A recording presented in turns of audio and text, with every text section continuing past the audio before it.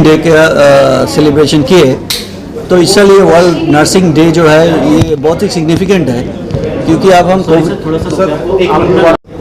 मेरा नाम डॉक्टर तमरीश कोले है। मैं फाउंडर एंड मैनेजिंग डायरेक्टर हूँ Zen learning academy. Zen learning academy एक ऑर्गेनाइजेशन है जो फिजिशियन ट्रेनिंग और अभी नर्सिंग ट्रेनिंग शुरू करने जा रहा है। इसका काम से इंडिया में जुड़े हुए हैं। 2 साल हुए हैं इस ऑर्गेनाइजेशन को। मैंने इनका स्थापना किया था कोविड फर्स्ट वेव के टाइम में। तो अभी हमको पता है कि हमने अभी नर्सिंग डे का सेलिब्रेशन किया। तो वर्ल्ड नर्सिंग डे इस साल एक सिग्निफिकेंट है, क्योंकि हम सभी को पता है कि 50% जो ग्लोबल वर्कफोर्स है हेल्थ केयर का वो नर्सेस एंड मिडवाइफ्स है। लेकिन अब हम हमारा मेडिकल सिस्टम देखें, मेडिकल सिस्टम ज़्यादातर डॉक्टर्स एंड जो पॉलिसी मेकर्स हैं इनसे लीड करके हम चलते हैं। फर्स्ट टाइम हमको समझ में आ रहा है कि ये ग्लोबल जो नर्सिंग वर्कफोर्स क्राइसिस होने जा रहा है, तो हमको नर्सिंग के तरफ भी बहुत ही ध्यान देना पड़ेगा और उनका जो स्किलिंग इशू है उसके ऊपर भी कंसंट्रेशन करना पड़ेगा। फिजिशियंस का भी सेम इशू है। तो अभी जो टेक्नोलॉजी भी आपको देखे हुए टेलीमेडिसिन देश में आ गया है, डिजिटल लिटरेसी बढ़ रहा है, तो इस हिसाब से वर्कफोर्स को भी रेडी रखना पड़ेगा। इसके साथ साथ हमको पता है कि इंडिया ऐसे एक कंट्री है जहाँ पे यूथ वर्कफोर्स बहुत ज़्यादा है।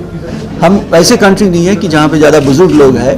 हमारे पास वो अपॉर्चुनिटी है कि हम जो हमारा युवा शक्ति है उसको ट्रेन करके हमारे देश के लिए और दुनिया में जहाँ पे भी ज़रूरत है, जिसका हेल्थ सिस्टम में ज़रूरत है, हम वहाँ पे भेज सकते हैं। जैसे हम वैक्सीन में किया है कोविड के टाइम, आज हम वैक्सीन लीडर है। सारे देश, बहुत सारे देश हमारे वैक्सीन के ऊपर डिपेंड हो रहा है।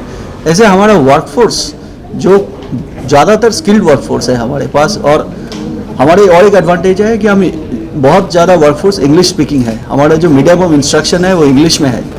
तो हमारे पास ये एडवांटेज होते हुए भी हम उतना ध्यान अभी तक नहीं दे पाए, बट अभी टाइम आ गया है कि हम उसमें वर्कफोर्स में कॉन्सेंट्रेट करें। और हमने अभी देखा है कि 2030 तक 13 मिलियन नर्सेस पूरे दुनिया में वर्कफोर्स शॉर्टेज होएगा। और इसके लिए वो लोग जो तैयारी कर सकते हैं उससे ज़्यादा तैयारी हम कर सकते हैं। तो इस हिसाब से हम पैरामेडिफाई जो अभी ऐप और जो ट्रेनिंग ये जो संस्थान है, ये जो लॉन्च हो रहा है, इसके साथ हम जोड़ रहे हैं।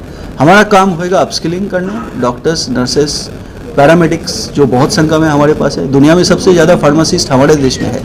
हम उसको कैसे यूटिलाइज करें, ये सब देखते हुए हम ये ट्रेनिंग का शुरुआत करने जा रहे हैं। इसकी ज़्यादातर ट्रेनिंग हम ऑनलाइन और जो टेक्नोलॉजी प्लेटफॉर्म है उसको यूज़ करेंगे।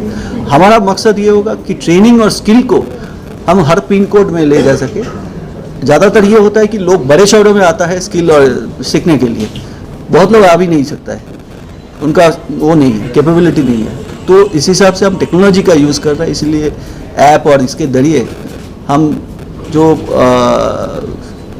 जितना भी कॉलेजेस है, जितना भी स्कूल्स है, जितना भी संस्थान है, हॉस्पिटल्स है, वहाँ तक पहुँचना चाहते हैं। शुरुआत हम स्टेट में किया है। इसके पहले हमने 2-3 फिजिशियंस प्रोग्राम कर रहे हैं, बट यहाँ जो पंजाब स्टेट के ऊपर हम पहले बार फोकस कर रहे हैं। और हमारा ये प्रयास रहेगा कि पंजाब स्टेट को जो एक इम्पॉर्टेंट वर्कफोर्स है, बहुत लोग, आपको पता है कि पंजाब से बहुत लोग कनाडा में है, यूके में है, तो उसको और आगे कैसे बढ़ाया जाए, इस वर्कफोर्स को कैसे स्किल किया जाए, ये हमारा आज का प्रयास है। तो जिस तरह आप लोग मेडिकल में मतलब इस तरह की बात करो, तो मेडिकल नर्सिंग की अगर बात की जाए तो मेडिकल से होंगे, नॉन मेडिकल स्टूडेंट भी, मतलब या कल को आपने ट्रेन करना है उनके लिए भी कोई ऑप्शन है आपके पास? देखिए, हम तो अभी नर्सिंग से शुरुआत कर रहे हैं, फिजिशियंस, और जैसे हमने बोला एलाइड हेल्थ केयर वर्कफोर्स, जैसे बहुत सारे टेक्नीशियंस, जैसे आपने सुना होगा रेडियोलॉजी का टेक्नीशियन, डायलिसिस का टेक्नीशियन, ये भी शॉर्टेज है। हमारे देश में तो है ही, बाहर में भी है।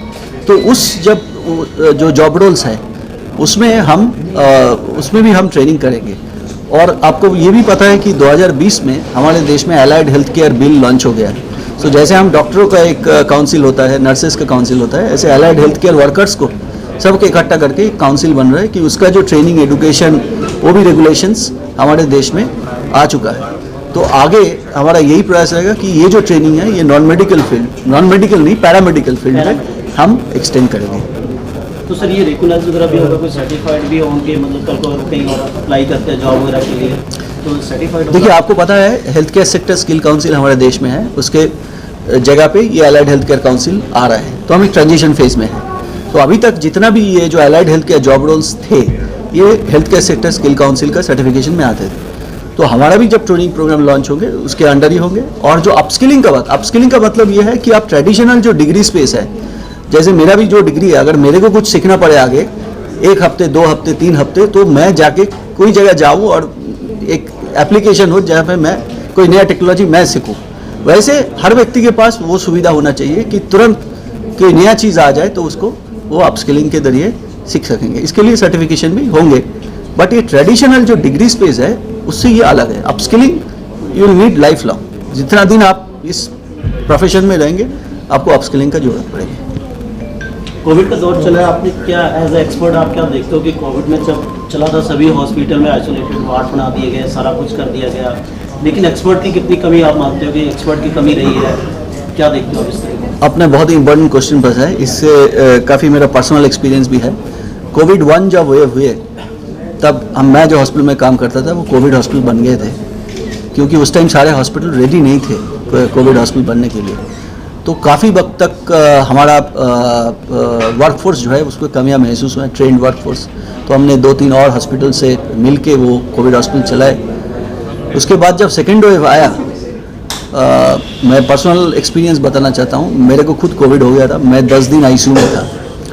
उस 10 दिन में मैंने देखा कि मेरे पास आसपास जो पेशेंट्स आ रहा है, most of them are not able to survive, क्योंकि वो उनको आने में लेट हो रहा है। वो जिस जगह पे आ रहा है उसको सही तरह से हो सकता है उनका लेट हो गया है। तो उस वक़्त मेरे को ये महसूस हुआ कि ये जो स्किल है ये खाली बड़े शहर और बड़े अस्पताल में अगर हम उसमें कंसंट्रेट करें तो शायद हम ऐसे जो महामारी है उससे हम झेल नहीं पाएंगे।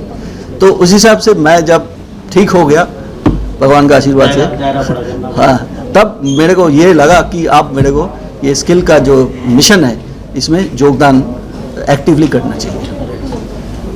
तो लॉन्चिंग अभी लॉन्च हो गई है आपकी, अभी होनी है? हमारी पैरामेडिफाई जो ऐप है पावर्ड बाय ज़ेन लर्निंग, वो हमारा आज लॉन्च हो रहा है। ऑनलाइन लाइव हो चुका है बट ऑफिशियली हम आज लॉन्च कर रहे हैं।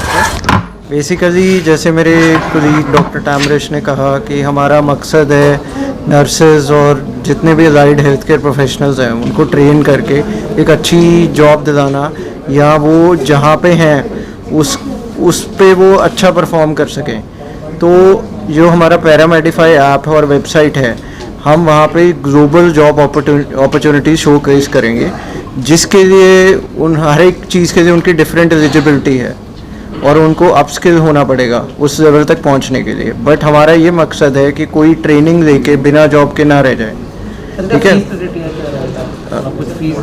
हम जॉब्स के लिए कोई फीस चार्ज नहीं कर रहे हैं। Training cost is different structure हैं हर कोर्स के हिसाब से। अगर वो किसी ने अब्रॉड जाना है फॉर एग्जांपल, तो हर कंट्री का डिफरेंट कोर्स है। वहाँ पे नर्सिंग काउंसिल के कोर्सेज हैं या इंग्लिश कम्युनिकेशन के हैं। बट हमारा एक बेसिक है कि हम बेसिक कम्युनिकेशन अपस्किलिंग वो तो दे ही रहे हैं, इन एडिशन टू वहाँ के जो कोर्स की प्रिपरेशंस हैं वो सारा हमारी वेबसाइट पे एट अ लेटर स्टेज सारा अनाउंस हो जाएगा वंस हमारी रजिस्ट्रेशन स्टार्ट होंगी। आज हम बेसिकली इसका एक तरह से लॉन्च और नर्सिंग डे के उसको महत्व रखते हुए आज हम वो कर रहे हैं, अनाउंस कर रहे हैं इसका, ठीक है? और हमारे उस पर डिफरेंट प्रोडक्ट्स आते रहेंगे रिलेटेड टू अपस्किलिंग। जो एग्जिस्टिंग नर्सेज हैं वो ऑनलाइन आके अपस्किल कर सकते हैं, वो अपनी परफॉर्मेंसेस मॉनिटर कर सकते हैं, और भी बहुत कुछ है जो आने वाले टाइम में आपको पता लगेगा उस पर। और मेन हमारा है एक तो एम्प्लॉयमेंट प्रॉब्लम हम वो कर रहे हैं। एम्प्लॉयमेंट में main quality health care candidates चाहिए होते हैं हमारे, तो उसमें हम सारा वो इस ट्रेनिंग के ज़रिए हम वो चीज़ प्रोवाइड कर रहे हैं और ये प्रॉब्लम सॉल्व कर रहे हैं। तो ये ट्रेनिंग प्रैक्टिकल में किस पे प्रैक्टिकल? देखिए, कुछ मोड ऑनलाइन रहेगा, कुछ ऑफलाइन रहेगा, बिकॉज ऑफलाइन ट्रेनिंग का मेन मकसद है अपस्किल। ऑफलाइन में ज़्यादा उनको वो होता है, पता लगता है। मेडिकल फील्ड में हाँ जी प्रैक्टिकल ऑनलाइन जो थ्योरेटिकल रहेगा, कुछ वीडियोस ऑनलाइन रहेंगे, कुछ ऑफलाइन रहेंगे। प्रैक्टिकल के लिए किस? हाँ जी, हम बहुत जल्दी नियर फ्यूचर माई हॉस्पिटल में ही अपना एक ट्रेनिंग सेंटर शुरू करने वाले हैं। आई थिंक इसमें जो हम टेक्नोलॉजी यूज़ करेंगे उसको हम सिमुलेशन टेक्नोलॉजी बोलते हैं। जो ज़्यादातर आपने देखा होगा कि अभी चेंजेस हो रहा है। हम जब मेडिकल कॉलेज में थे हमने पेशेंट्स के ऊपर सीखे हैं, कुछ सही किया कुछ गलती किया फिर ऐसे करके सीखे। तो इसको रिप्लेस करने के लिए नॉट बेड साइड, काफ़ी हद तक सिमुलेशन टेक्नोलॉजी जो अब नेशनल मेडिकल काउंसिल भी मैंडेटरी कर दिया सारे मेडिकल कॉलेज में। ये छोटे टास्क ट्रेनर्स होता है, मैनिकिन्स होता है, उसके ऊपर आप सीखेंगे। आप गलती कर सकते हैं और गलती आपको इंस्ट्रक्टर जो है वो आपको बोल देंगे सो दैट आप रेक्टिफाई कर पाएंगे। ये सिमुलेशन टेक्नोलॉजी हम यूज़ करेंगे और ये अभी जो सिमुलेशन टेक्नोलॉजी है सर, और एक प्रैक्टिकल जो आप जैसे आप कह रहे हो कि किया था, तो आपको लगता है कि इन फ्यूचर अगर जैसे सिमुलेशन टेक्नोलॉजी अगर और रियलिटी में आएंगे तो कुछ फ़र्क रहेगा? देखिए, बेड साइड का कोई रिप्लेसमेंट नहीं है, बट बहुत सारे टास्क जो है आप शुरू में जब करेंगे, आप गलतियाँ करेंगे तो वो गलतियाँ आप लैब में करके फिर आप बेड साइड में जाएंगे। जैसे इन्होंने बताया कि माई हॉस्पिटल में एक ट्रेनिंग सेंटर बनेंगे, तो माई हॉस्पिटल के अंदर एक छोटा ही ऐसे लैब रहेगा, तो वहाँ पे आप शुरू करेंगे, फिर आप बेड साइड में जाएंगे और रियल पेशेंट इनकाउंटर करेंगे।